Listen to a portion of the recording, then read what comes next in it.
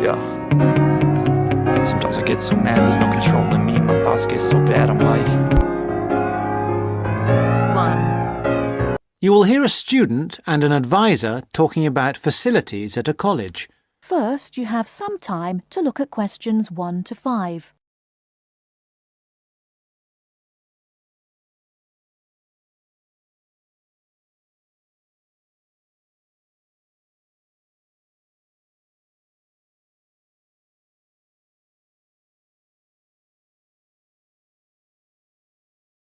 Now we shall begin.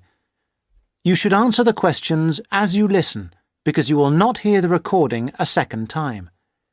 Listen carefully and answer questions 1 to 5. Hi, I wonder if you could help me. I'm starting a course at Glenfield in a few weeks.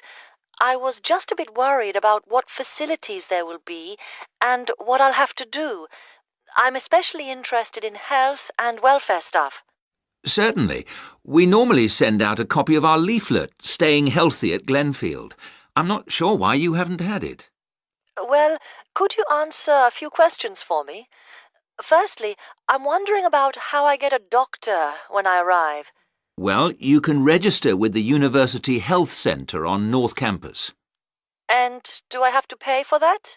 Not to register, but if you have to get medicines, there's a prescription charge of £6.50. Okay. Well, I'm not planning to get ill. That's only going to arise if I have any problems. So, should I just go along when I arrive? That's what we recommend for peace of mind, but it's not compulsory, and if you don't live inside the catchment area, you can't in fact register there. Where do you live? Well, at the moment I'm staying at the Backpackers Hostel in Hill Street, but I will be moving from there shortly, somewhere nearer.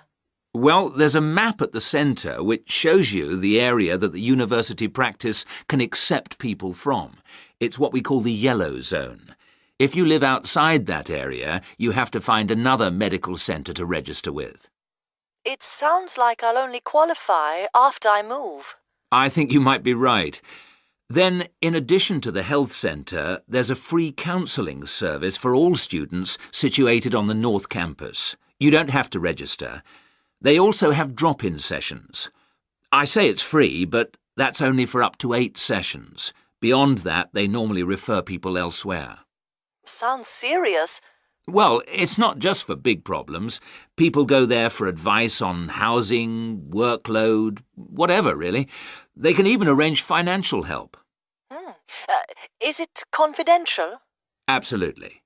Then again, a lot of students prefer to phone the Nightline service, which is run from an office on the central campus. They don't really encourage people to drop in. I see. So it's basically a free phone line. The number, if you want to make a note, is 0900 762 5913. I'll say it again. 0900 762 5913. Fine. Well, I hope I won't need any of these. What I will want is access to some gym facilities. Right. Well, you'll find those on the South Campus in the Sports Centre. It's great, but it's not free. You have to present your student card and pay a fee of £22 to get a pass. But that will last you for the whole year. Before you hear the rest of the conversation, you have some time to look at questions 6 to 10.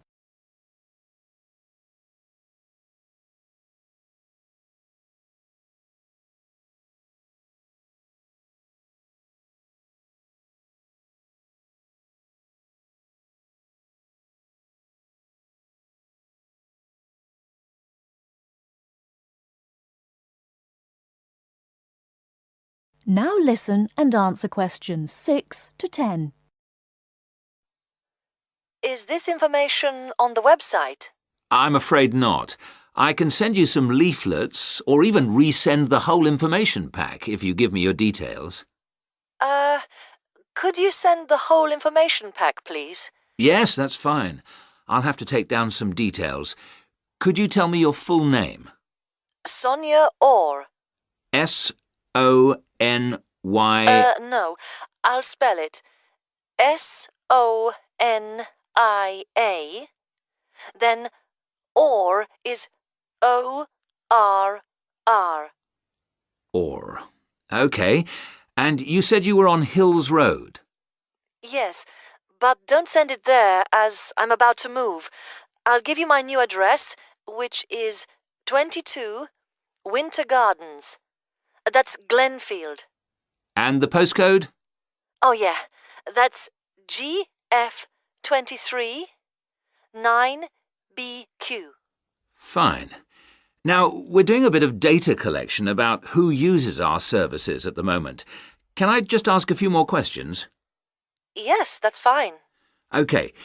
If you're an international student, what country are you from? I'm from Switzerland. And how old are you? I'm 24. And finally, which course are you enrolled on? Right. Well, that's a bit complicated, since I'm hoping to switch to economics and history. But at the moment... I'm down to do economics and sociology. It's a joint degree. OK, I'll put that. Great. Well, I'll pop the information pack in the post, and you should get it soon. That is the end of part 1. You now have half a minute to check your answers.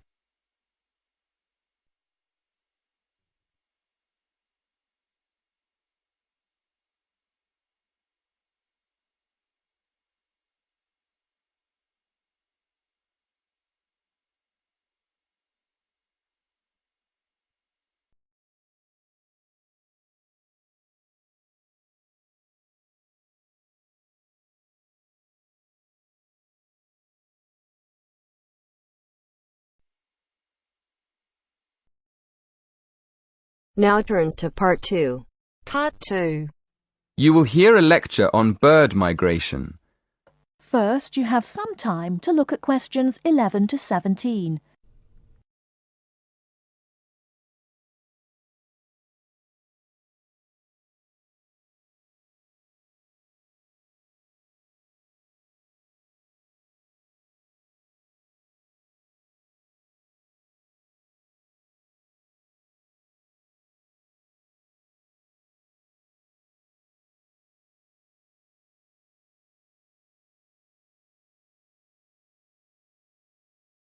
Now, listen carefully and answer questions 11 to 17.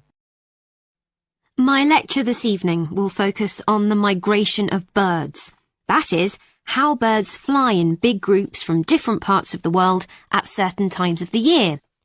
In the first part of the lecture, I'll talk about the reasons why birds migrate, when they migrate, and which parts of the world they migrate from and to. To start with, why do birds migrate? Well, there are two main reasons. 1, they migrate to look for food, and 2, they travel to parts of the world that are more suitable for breeding. In fact, these reasons are closely linked.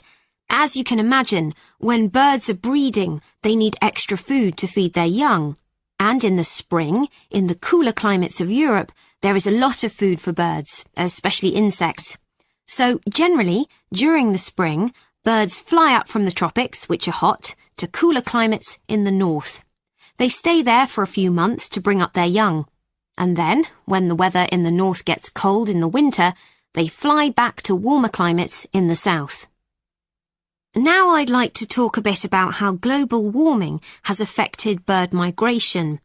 One of the effects of global warming has been to make the spring come earlier in the northern regions of the world. When spring comes early, the plants and insects that birds need to bring up their young are also available earlier. Research has shown that quite a lot of birds have started to migrate earlier because of higher temperatures. But unfortunately for some species, this hasn't been early enough. What I'm saying is that birds that are travelling a long way for breeding may arrive too late to find enough food to feed their young, and their population drops drastically. Scientists are currently researching more about this. Before you hear the rest of the talk, you have some time to look at questions 18 to 20.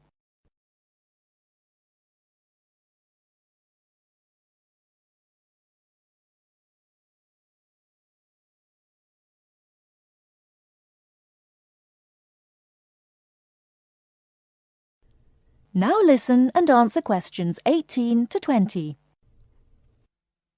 Now, I thought I'd finish by just briefly describing a few different patterns of migration. Migration varies with the type of bird and the area they come from. For example, one kind of migration is partial migration. This means that some birds in a particular species will migrate and others won't. It usually depends on how the weather affects food supplies, and very often happens in the tropics. In another migratory pattern, a bird called an Arctic tern migrates the whole length of the globe, from the North Pole to the South. The Arctic tern travels between 12 and 15,000 kilometres each way when it migrates in a complete circle around the world. It's quite amazing. Right, and lastly, I'd like to mention a pattern which isn't nearly as spectacular, but is very interesting. And this is the way many birds migrate across North America. In this pattern, the birds fly northwards in the west of the country and then back south again in the east. So, if you imagine it, they're actually migrating in a circular pattern, like the hands of a clock, not in a straight line, as we might think. That is the end of part 2. You now have half a minute to check your answers.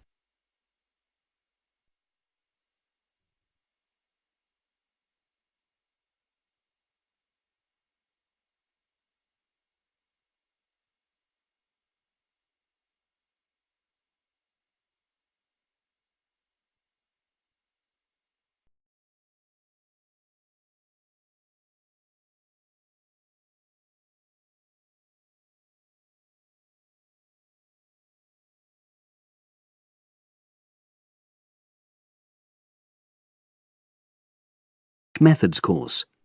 A girl called Leela and a boy called Jake having a seminar with their tutor. Now you have some time to look at questions 21 to 24.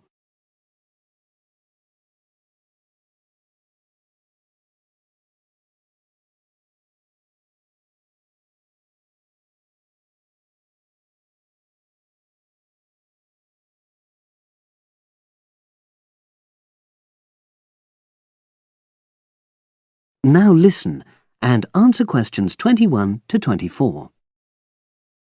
So the task I gave you both was to choose an article about a small-scale research project. Yes. You were then required to try to reproduce the research procedures in your own context, i.e. try it out for yourselves. Yeah, and that's what we've done. Great. So I'd like you to tell me a bit about the article and why you chose it. Well, the article's written by 2 university lecturers who had started using crosswords to help their students revise terminology for exams. And the crosswords were designed and set on computers. And we selected the article because, well, it seemed an accessible topic, even though we weren't familiar with the technique. You know, using IT to design crosswords for higher education. That's a good reason. So these lecturers wanted to see how well this innovation was received by their students. Yes. So how did you go about reproducing the research? Well, we drew up a list of terms from one of our own modules and designed a crossword for revising these terms. Then we asked our classmates to try out the crossword and give us feedback, their opinions on how they felt about using the technique. Was it easy to find participants? It wasn't easy at first, but then we convinced them that by taking part in the research, they were actually benefiting themselves by preparing for an exam, which is coming up later this term. And it worked. Good. So how did you find out what the students thought about doing the crosswords? A questionnaire. The original article used a 2-page long questionnaire. There were lots of excellent questions on it, but the whole section on difficulties using IT is now obsolete. Old-fashioned even though it had only been written a couple of years ago. So you designed a shorter version? Yeah. Then we sent it to the 40 students by email and got 28 replies. I was taken aback by the fact that everybody we talked to thought this was a good return. I mean, the responses were well written. People had taken a lot of care, but I was really disappointed with the low numbers. Yes, an important lesson to learn for an apprentice researcher. Yeah. Now you have some time to look at questions 25 to 30.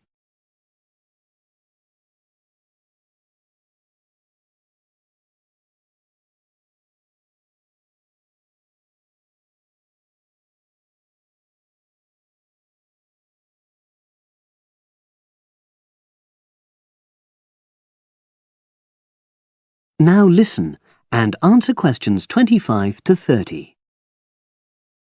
So what results did you get? Well, basically, the responses were extremely positive. The students said that doing the crossword on a computer helped them really focus on the work in hand and not be distracted, which is something that commonly happens with other ways of doing revision. Yeah, that was really clear. But something that struck me was that having fun hardly featured in their responses, nor did anything to do with spelling of hard words, which I thought would be an obvious benefit. No? Okay. Respondents also said that doing the crossword hadn't really increased their general motivation to study, but that it had highlighted the gaps in their memory so they knew what further work was necessary. Right. So how did your findings tally with those of the original researchers? There were lots of similarities, but... There were probably two main differences. We found that more males than females liked the technique, whereas the original study found the reverse. Also, our respondents said they wouldn't mind doing a crossword as a final official exam, whereas in the original study, students said they would hate doing it even if it meant having a shorter test. But of course, both sets of respondents said they'd be interested in doing more crosswords for informal purposes, revision, and so forth. Right. So let's have a think about the whole project and what you've learned from doing it.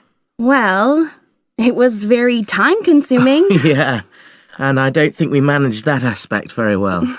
It could have been worse. I mean, we didn't have a lot of data, so we didn't have to spend ages processing it. And of course, we'd already done a course on numerical data processing, so there wasn't much new there. Yeah, that's true. Anyway, I think we designed our questions well so that they gave us manageable data. Yeah, it really helped having the original study to guide us, as it were. And that helped us to see what a good research instrument is. What a good questionnaire should be like. Absolutely. We got a lot from that. But when we were writing up the project, I'm not sure whether we'll know how to acknowledge the work of the original study. You know, our referencing. No, that's something we'll both have to work on in the future. Actually, that part's been great. Finding ways to share and support another person. That's the real plus from the project, learning ways to do that. Well, it's obviously been very successful. That is the end of part 3. You now have half a minute to check your answers.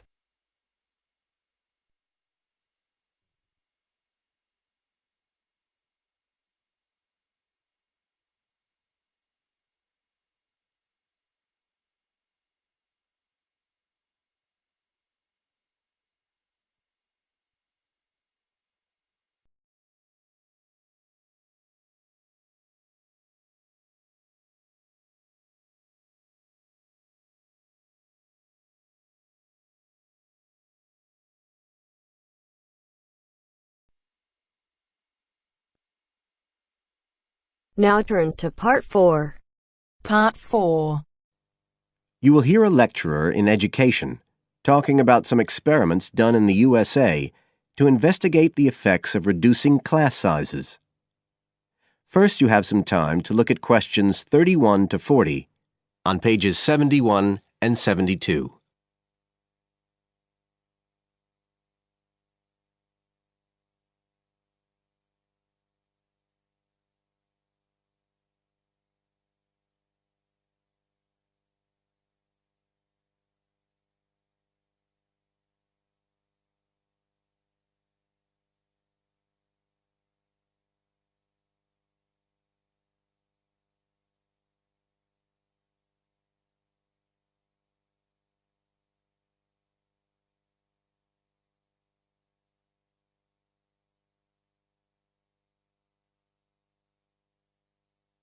Now listen carefully and answer questions 31 to 40. All over the world, there are passionate arguments going on about how educational systems can be improved. And of all the ideas for improving education, few are as simple or attractive as reducing the number of pupils per teacher. It seems like common sense. But do these ideas have any theoretical basis? Today, I want to look at the situation in the USA and at some of the research that has been done here in America on the effects of reducing class sizes. In the last couple of decades or so, there has been considerable concern in the United States over educational standards here, following revelations that the country's secondary school students perform poorly relative to many Asian and European students. In addition, statistics have shown that students in the nation's lower income schools in the urban areas have achievement levels far below those of middle-class and upper-middle-class schools. So would reducing class sizes solve these problems? Well, we have to remember that it does have one obvious drawback. It's expensive. It requires more teachers and possibly more classrooms, equipment, and so on. On the other hand, if smaller classes really do work, the eventual economic benefits could be huge. Better education would mean that workers did their jobs more efficiently, saving the country millions of dollars. It would also mean that people were better informed about their health, bringing savings in things like medical costs and days off sick. So what reliable information do we have about the effects of reducing class sizes? There's plenty of anecdotal evidence about the effect on students' behavior, but what reliable evidence do we have for this?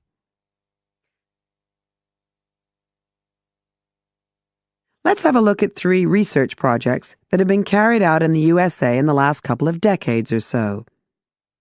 The first study I'm going to look at took place in the state of Tennessee in the late 1980s. It involved some 70 schools. In its first year, about 6,400 students were involved, and by the end of the study, 4 years later, the total number involved had grown to 12,000. What happened was that students entering kindergarten were randomly assigned to either small classes of 13 to 17 students or regular-sized classes of 22 to 26.